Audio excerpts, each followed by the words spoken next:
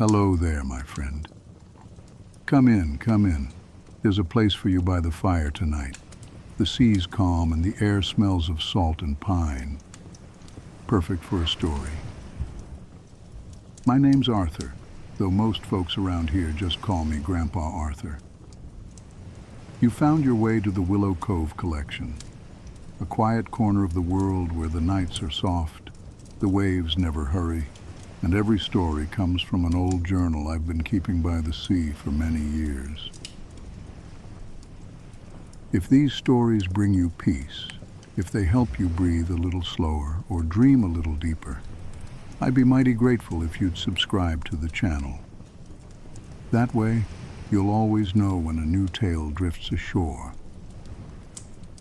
And if you'd like to help keep the fire glowing, there's a little tip for tea link down below.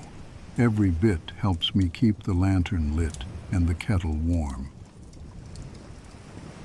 All right then. The waves are waiting, the journal's open, the ink's still fresh enough to remember.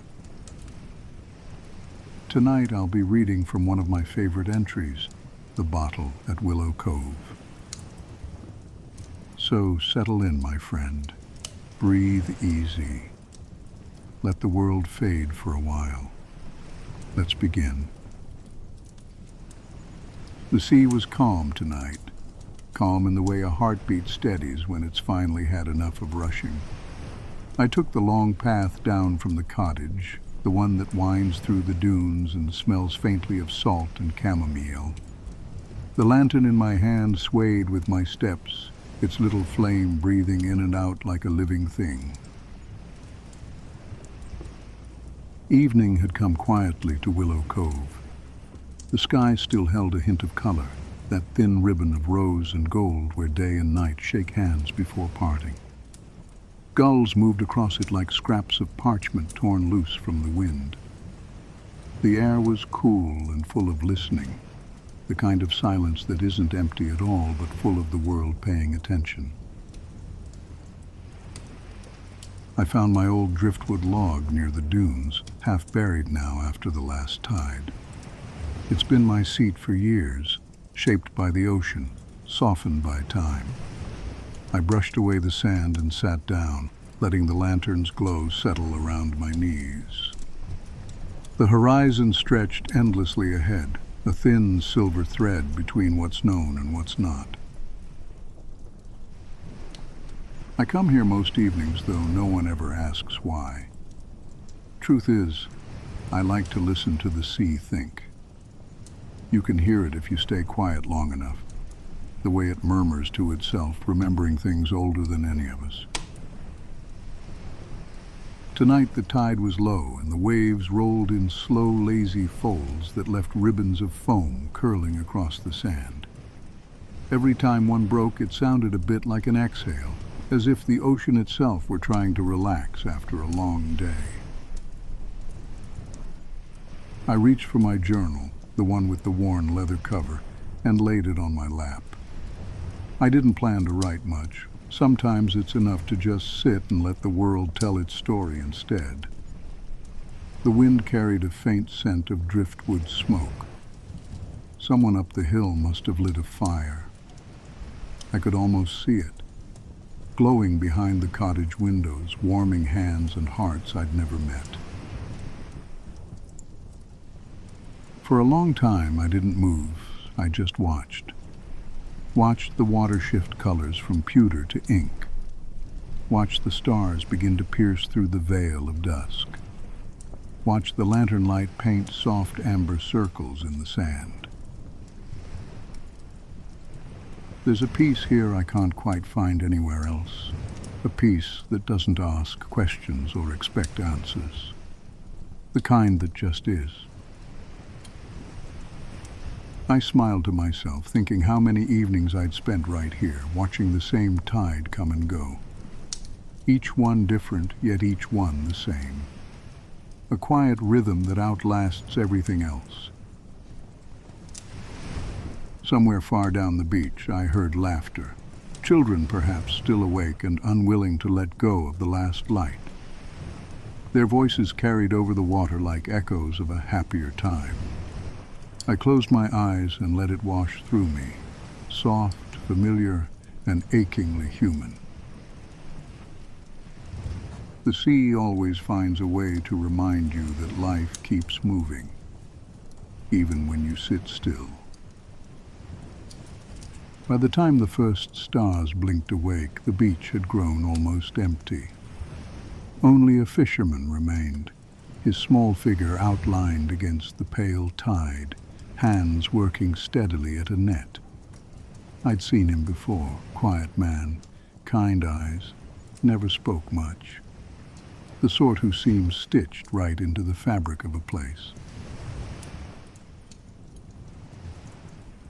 He'd pull the net, check the knots, fold it over his knee, and start again. The repetition had its own music. Every tug, every pause, fell into rhythm with the waves. Closer to where the dunes met the water, a small group of gulls argued over scraps, their cries sharp and bright against the hush. Beyond them, a lone heron stood still, like a thought not yet spoken. I opened my journal and began to sketch what I saw, not with much talent, but enough to remember later.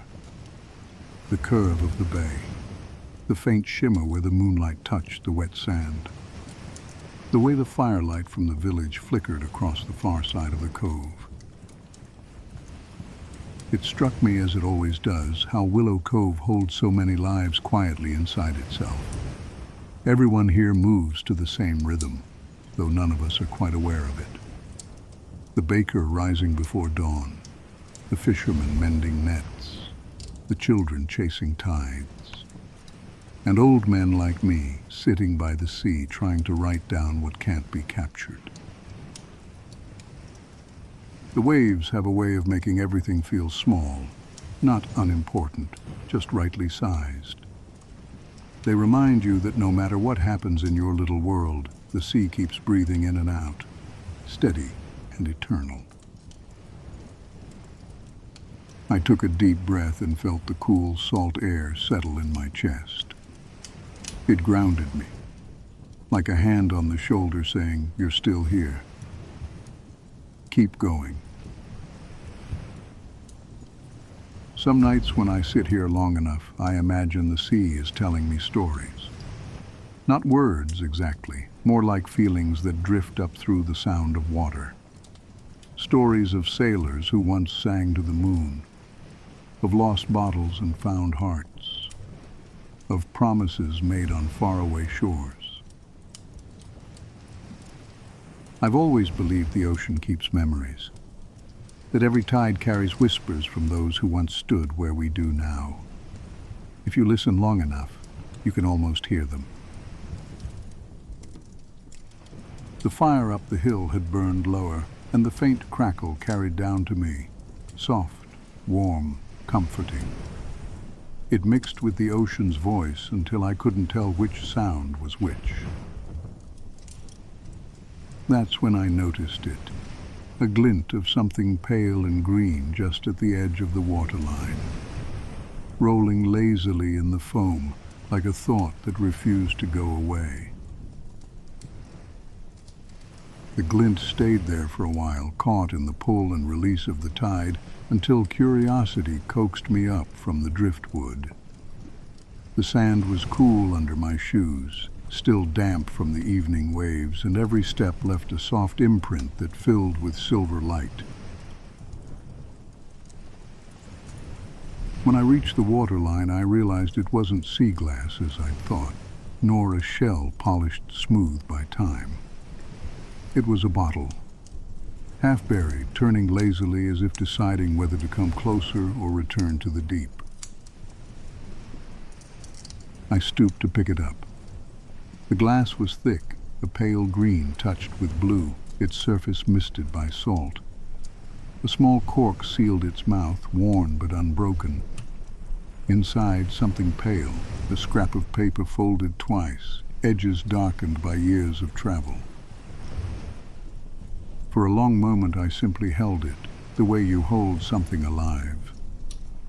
The ocean slid over my boots and retreated again, whispering as if to say, "Careful now. That one carries stories." Back at my log, I set the bottle down beside the lantern. The firelight caught tiny bubbles trapped in the glass, each one a little star of its own. I brushed the sand from my hands and studied it closely. There was a comfort in not rushing, in letting the object speak first. It had scratches along one side, the kind that come from long journeys across stone and coral. A faint ring of rust marked where a bit of wire had once wrapped its neck. It wasn't a message meant for the world. It was something personal, released with both hope and ache. I traced my thumb along the glass and smiled. "Old friend," I murmured to the sea, "you always know when I need company." I didn't open it right away. Instead, I leaned back and watched the tide draw faint silver lines under the moon. The waves were slower now, heavier with the weight of night. The gulls had gone quiet, replaced by the hush of distant crickets near the dunes. Time stretched. The lantern hissed softly. I could hear my heartbeat between the waves. At last I pulled the cork free. The sound was small, a gentle sigh, as though the bottle itself exhaled after years of holding its breath. The scent that rose from it was faint but real. Salt, paper, and something sweet. Perhaps the memory of flowers pressed between pages long ago. I tipped it carefully and the folded note slid into my palm. The paper was fragile but whole. The ink faded to the color of smoke. I hesitated, wondering if opening it would disturb something sacred, some secret meant only for the sea. But the sea had chosen me tonight, so I unfolded it. Only a few lines were written there, simple and steady, the handwriting soft but sure. "To whoever finds this, may the sea bring you home." That was all. No name, no date, no clue. Just that small wish cast across time. I read it again, slower this time, letting the words settle into the spaces between waves.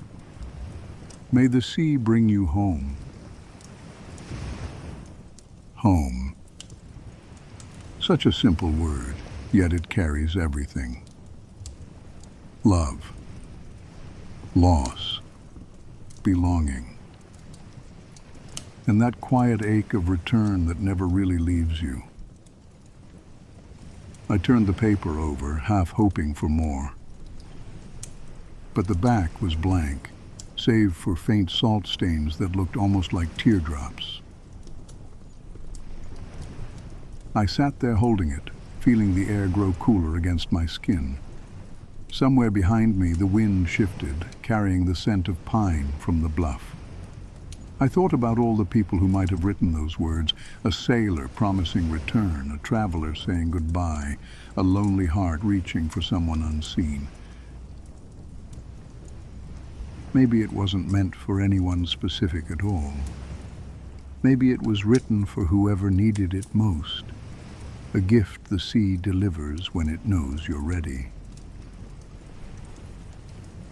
I thought of my own life, all the people who had come and gone, the ones the sea had taken, and the ones it had given back. Faces blurred by years, voices softened by distance. We spend so much of life trying to get somewhere, and then one day realize the journey itself was home all along. The firelight flickered against the glass of the bottle, turning it gold. I placed the note back inside for a moment and watched how the flame bent through it, how the shadows moved like water. It made me think of something my mother once told me. Every heart is a bottle, Arthur. What matters is what you choose to keep inside.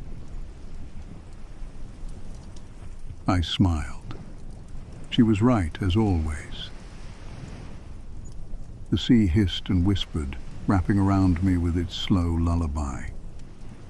For a while I just sat there, the bottle beside me, the note safe within. I could have ended the night there, a simple discovery, a quiet mystery. But the story wasn't done yet. Because finding something is never the end. It's the beginning of remembering. As the moon rose higher, I found myself thinking of a summer long past. I must have been 20, perhaps a little older. I was working at the lighthouse then, a small thing of stone and iron that still stands at the northern edge of the cove. There was a girl who used to bring me coffee each morning, a school teacher named Elena, with a laugh that sounded like bells in wind. She loved the ocean too, said it made her feel both tiny and infinite at once. One evening she brought a bottle almost like this one. Inside she'd written a single wish and asked if I'd help her throw it to the tide. I remember how her hand brushed mine as she released it, the cool glass flashing in moonlight before the sea claimed it. She said she didn't care if anyone ever found it. She just wanted the ocean to hold something of her, to carry a piece of her laughter, her breath, her light, so that somewhere out there a part of her would keep on drifting. A month later, she left Willow Cove for good. Teaching post in the city, she said, voice bright but eyes already far away. She promised to write, and for a time, I believed her. I waited. For a while, I even watched the tides, wondering if the sea might bring her message back to me somehow. It never did. But tonight, holding this bottle, I felt that same quiet ache. That sense that maybe after all these years, the ocean was returning what it once borrowed. Not as proof, but as peace. I lifted the note again and whispered her name into the wind. It felt lighter on my tongue than it used to. Elena, I said softly. I made it home. The words dissolved into the sound of the waves. The tide had crept closer while I was remembering. It touched the toes of my boots now, cool and deliberate, as if to remind me that stories don't stay on land forever. The lantern's flame bowed in the wind, a small flicker of gold against the vast dark. I turned the bottle once more in my hands. The glass caught the moonlight and shimmered, that soft green glow I've always loved. The color of seaweed in sunlight, of old windows, of things that have seen many years and kept their beauty anyway. There was a tenderness in the air, that hour when the world feels half asleep and kind. The fisherman had gone, his nets gathered. The last gull had flown inland. All that remained was the steady breath of the water and the low crackle of my little fire, dying slowly into embers. I knew what I had to do. Some things aren't meant to be kept. I rose, brushed the sand from my coat, and walked down to where the waves lapped at the shore. The bottle was cool against my palm, its weight both real and gentle. I crouched, letting the surf whisper around my wrist. "Thank you," I said, to the sea, to whoever wrote the note, to all the ghosts that visit in memory.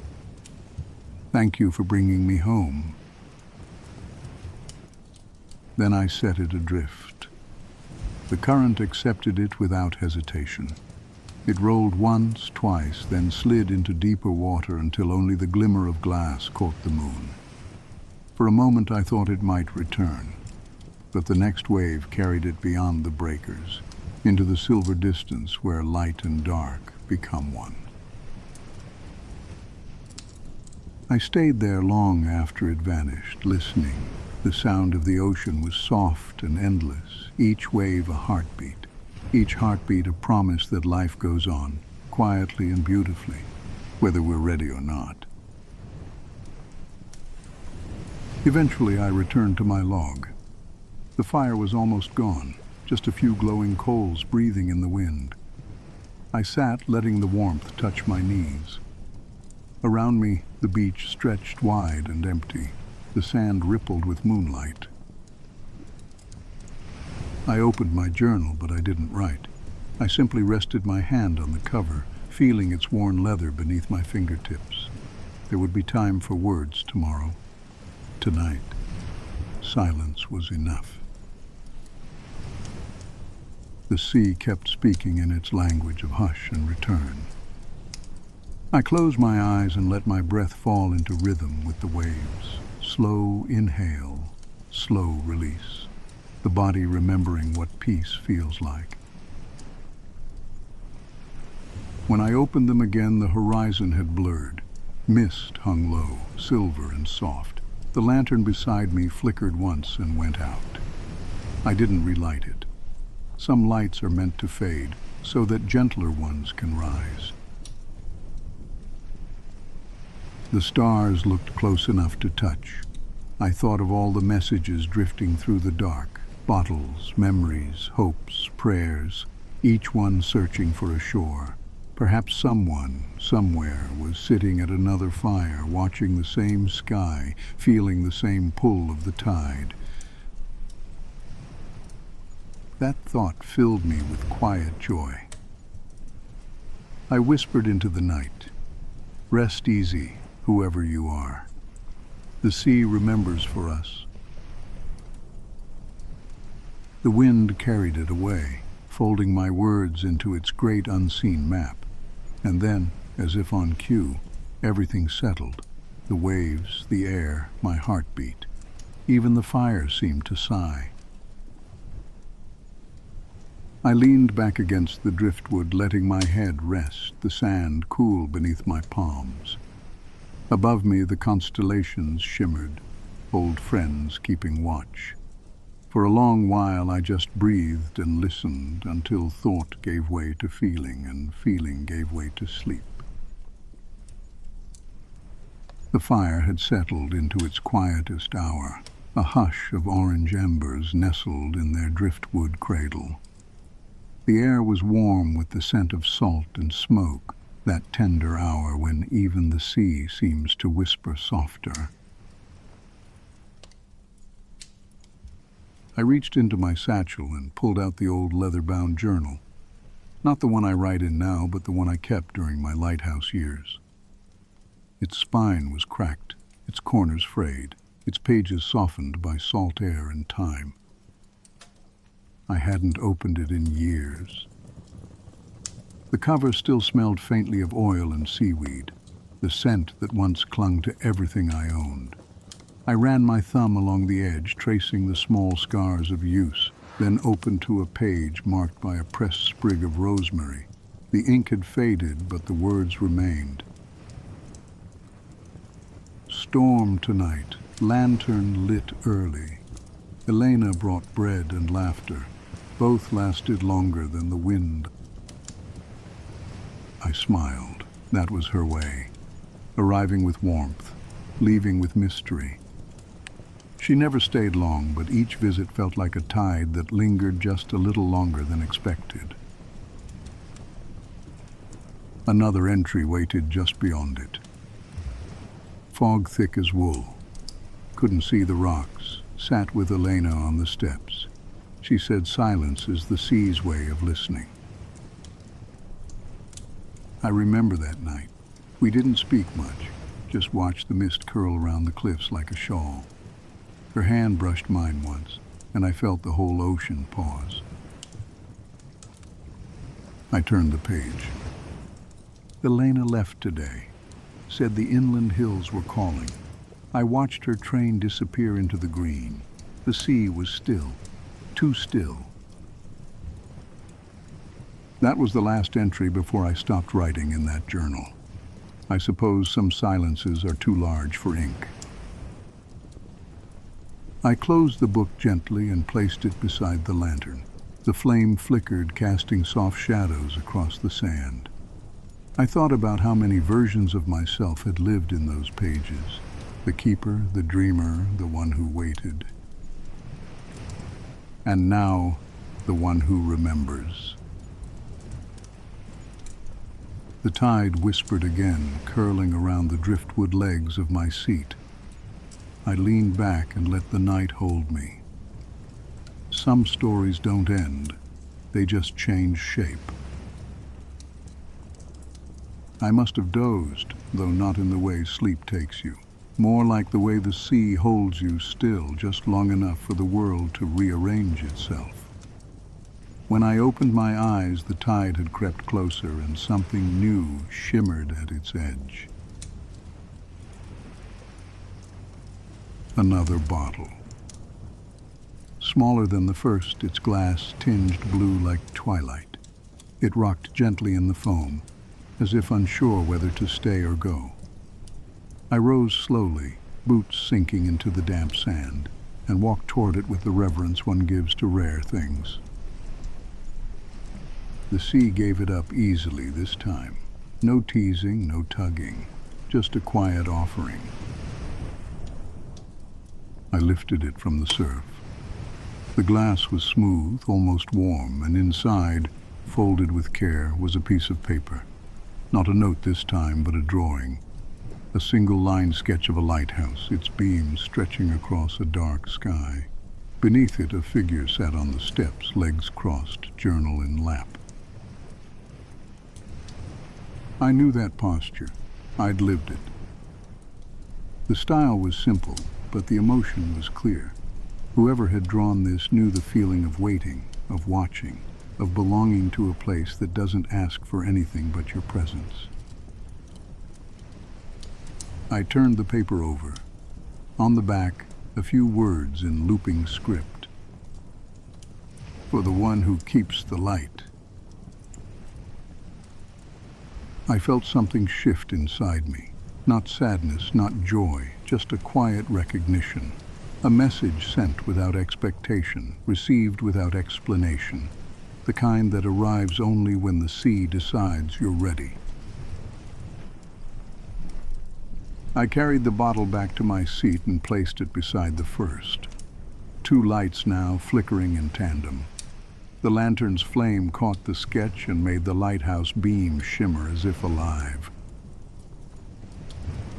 I thought about the artist. Maybe they'd visited Willow Cove once, or maybe they'd only dreamed of it. Maybe they'd seen a lighthouse in a book and imagined the keeper's solitude. Maybe they'd felt the same ache I had, the one that asks, "Does anyone see me here?" I whispered to the waves, "They do." The sea answered with a hush, folding the shore into itself like a blanket being tucked. I tucked the drawing into my journal between pages that held Elena's laughter and the scent of rosemary. It belonged there, another tide gift, another thread in the tapestry of quiet things that matter. The fire behind the dunes crackled softly and the stars leaned closer. I sat back down, heart full but light. Some gifts don't need names, they only need to arrive. The tide had begun its slow retreat, pulling the night gently back toward the stars. I sat with both bottles beside me, one returned to the sea, one still glowing faintly with the sketch inside. The fire had dimmed to a whisper, and the journal lay open like a waiting ear. I reached for a fresh page. The pencil moved slowly, not from hesitation, but from care. Each word felt like a breath drawn from somewhere deeper than thought.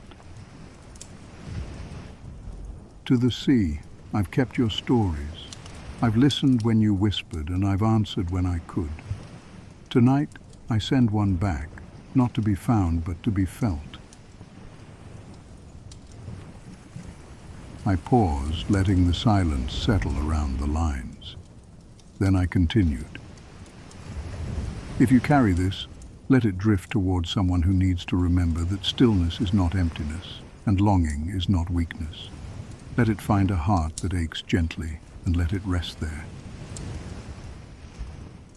I signed it simply, Arthur, Keeper of Light. Then I tore the page carefully from the journal, folded it once and slipped it into a small bottle I'd brought from the cottage. Clear glass, smooth as memory. The cork fit snug, but I left it loose. Messages, after all, need air to breathe. I walked toward the tide.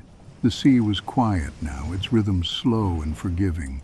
I crouched at the edge, holding the bottle just above the surface. The moonlight caught it, casting a soft halo around my hands. Go gently, I whispered, and take my thanks with you. I released it. The water received it like an old friend.